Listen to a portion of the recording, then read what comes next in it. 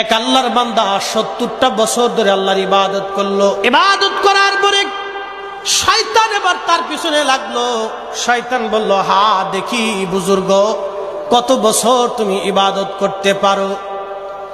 এবার এই বুজুর্গ 70 বছর পরে শয়তান একটা সুন্দরী নারীকে এই আল্লাহর আবেদ বান্দার প্রতি লালায়িত করে দিল। আমি ভুল করে ফেলছি গো মাওলা, আমার জীবনে অনেক বড় ভুল হয়ে গেছে আল্লাহ, আমি জেনা করে ফেলছি। এরপরে লোকটা ওই এলাকা ছেড়ে অন্য এলাকায় চলে গেল। ক্ষমা চাইতে চাইতে সারা রাত দিন ভর ইবাদত করতে করতে খেয়ে না খেয়ে সে ক্লান্ত হয়ে গেল। সে লক্ষ্য করলো 12 জন ফকির মিসকিন এক জায়গায় বসে আছে, আর একজন ভদ্রলোক ওই 12 জন ফকিরকে প্রত্যেক দিন 12টা করে রুটি তারে দিয়ে যায়। 12 জনকে 12টা রুটি দিয়ে যায়। 12 জনকে 12টা রুটি দিয়ে দিল। ওই আবেদ একটা রুটি পাইল, কিন্তু একজন ফকির মিসকিন একটা রুটি পাইল না, একজন বাদ গেল।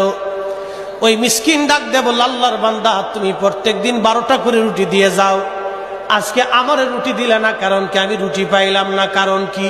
মধ্য কেউ একটা রুটি চুরি করছে, যেহেতু একটা রুটি চুরি হয়ে গেছে, আগামীকাল থেকে আমি আর তোমাদেরকে রুটি দেব না। ক্ষুধার অবস্থায় ওই লোকটা ওই অবস্থায় মারা গেল। আব্দুল্লাহ ইবনে মাসউদ রাদিয়াল্লাহু আনহু বলেন, আল্লাহ পাক তার নেক এবং গুনাহ তার আমলগুলি ওজন দিতে লাগলেন।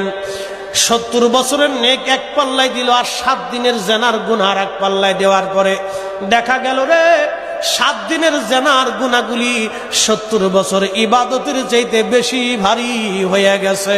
বান্দাকে যে রুটি দিছিল, এই রুটির পাল্লাটা এক পাশে দাও, নিজে না খাইয়া আরেকজনকে খাবার দিল, ওই নেকটা ওই 7 দিনের গুনার চাইতে বেশি ওজন আল্লাহ বানাই দিয়েছে। তার মানে 70 বছর ধরে ইবাদত করলে যেই নেক, একটা রুটি একজন অভুক্তকে খাওয়াইলে তার পরিমাণে বেশি নেকি আল্লাহ দিয়ে দিছে।